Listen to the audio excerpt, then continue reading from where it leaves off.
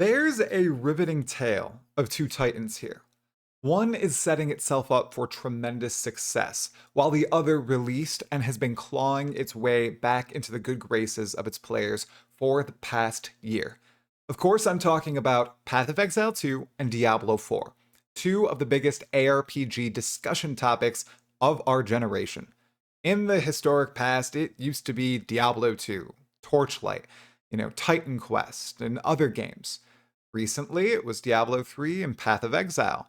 Last Epoch has broken onto the scene, but even that game, with its incredible player numbers and its deep customization, has not driven the same sort of hype that the unreleased Path of Exile 2 and the very much in progress Diablo 4. And I'd like to talk about both of those games today and how the developers are creating them in different ways from the outset. There's a long story here, but I'm going to try to condense it down into about 10 minutes. We'll see how I do. And if you like listening to these type of stories, and if you like all the latest Path of Exile 2 content, please make sure to hit the like button, the subscribe button, and that sub notification bell so you get all the latest Talkative Try content. Also, haven't done it in a while, absolutely a massive thank you to all of my Patreon supporters and my YouTube members. You are all phenomenal. Now, without further ado, let's get into the tale of Diablo 4 and Path of Exile 2 and how they have been developed differently, beginning in their alpha phases. Diablo 4 was in progress for quite some time. Diablo 3 didn't really pan out. It launched, it had one expansion, and not many content updates after that. It was not a competitor to Path of Exile 1 in terms of the amount of content that it actually brought into the game. Sure, it probably had phenomenal player numbers, but a lot of people sought more from a Diablo game.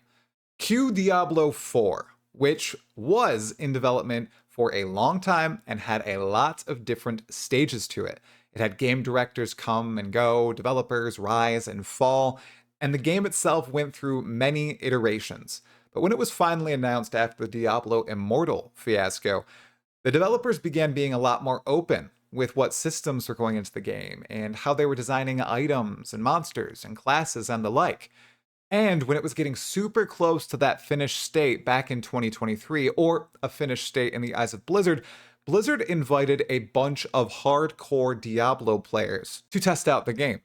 That includes content creators like Rax and Woody Joe and lots of people whose names you don't know, because instead of making content, they spent their time absolutely blasting through Diablo 3 or Diablo 2, and probably other ARPGs as well. Blizzard invited all of these people to test out the campaign, the end game, the feel of the classes and the items, all the different interacting systems, and from what I've heard from some inside sources and lots of public knowledge, these people, the testers, wrote novels on how to improve the game. Exactly how to do it. They've been playing Diablo games for a while. They've been talking to people in the community, creating content, reading comments, knowing what people enjoyed. So they crafted all of these recommendations into literal tomes, sent it to Blizzard.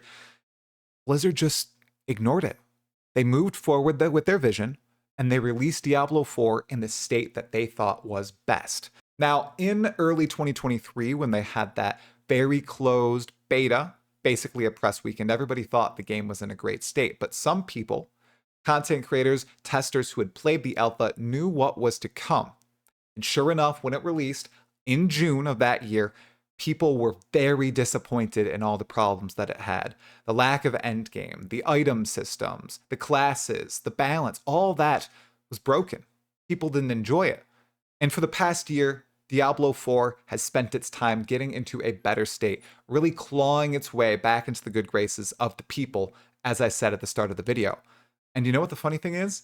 A lot of these problems were pointed out exactly by the testers. They said, there are problems with items. You need to build out your endgame to compete with other ARPGs today. You need to have bosses. The balance is whack. The feel here is poor.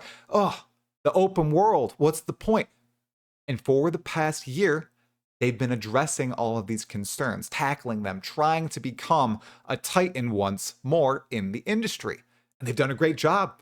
People enjoy Season 4, even if it's not what I enjoy Lots of other people really do like it, and many are excited for Diablo 4 the Vessel of Hatred as well. So we'll see how that goes. But now, after talking about Diablo 4 and looking at that journey, let's take a look at what Grinding Gear Games have done with Path of Exile 2's early testing phases and how they've reacted to feedback in the lead up to launch. GGG has been cooking Path of Exile 2 for a long time, probably longer than Blizzard cooked Diablo 4. However, during this time, they have iterated on their vision in many different instances. They even split out Path of Exile 2 from Path of Exile 1, turning it into its own game. And only recently has it really been opened to people outside of Grinding Gear Games and their immediate family and friends for testing. And even at Grinding Gear Games itself, they were open to changing their design, their philosophies, their vision, and reacting to feedback. Jonathan Rogers, the game director on Path of Exile 2, talked about how he played PoE2 with his wife, or he watched his wife play. And she wouldn't know when her life was low and she'd end up dying. She was good at the fights, she enjoyed it, but she would just die and not use her flasks because she didn't know that she was about to fall. Well, so they made changes based on that. Now you have a red outline around your screen. It slowly starts to darken and get red. There are all these subtle cues and design additions that they've made to respond to even the most minor pieces of feedback.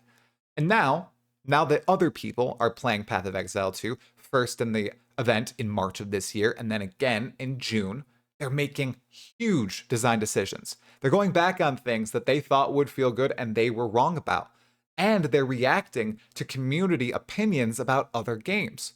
We mentioned last Epoch before, Grinding Gear Games is implementing sort of a auction house in Path of Exile 2 because of the success of last Epoch's trading system.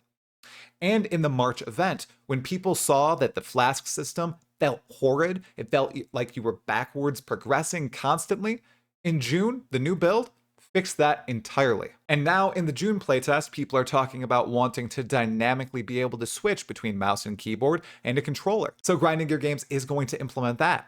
Now there are many other examples that I can think of and talk about to do with Grinding Gear Games and the way they react to feedback, but I don't want to make this a 3.5-hour video. Instead, I just want to get the point across that the way that Blizzard and Grinding Gear Games operate is very different. Blizzard, even presented with novels of evidence about the design of their game being wrong and not appealing to players, will refuse to change unless the bottom line does not showcase profitability. If those average player numbers drop, if those concurrent users fall away, then and only then will they back off on their decisions, or at least that's what we've seen with Diablo 4. With Path of Exile 2, which isn't even in early access yet, the developers are already pivoting on decisions they've made based on the feedback of their most avid players, of the players that speak for the community.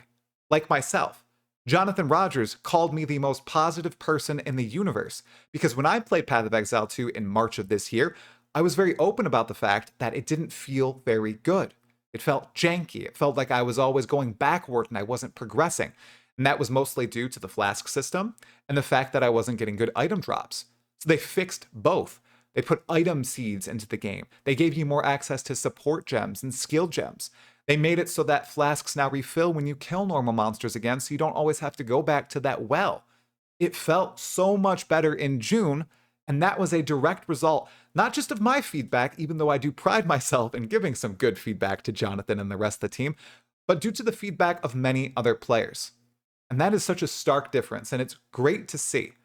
Now, when we get our hands on early access later this year, when legions of us are playing in Rayclass 2.0, playing as a druid or a mercenary or a huntress, and we're giving our feedback on the skill gems, on the unique items, on how the endgame system feels in PoE2, I'm confident that Grinding Gear Games is not going to ignore our feedback. They're going to pivot, they're going to take it in stride, and they are going to make positive changes for the future of Path of Exile 2. Truly though, whatever game you enjoy, whether it's Diablo 4, whether it's Path of Exile 2, or some other game out there, it's good that right now developers seem to be reacting to the feedback of the community. Because even though a lot of the times we think we want something and we really don't, sometimes we are right. And when the developers can suss out exactly when we are correct, well, it feels so darn good. And make sure you watch this video right here in which I talk about the pros and cons of playing Path of Exile 1 before Path of Exile 2 releases later this year. Anyways, that's all for this video. Talakura, Exiles.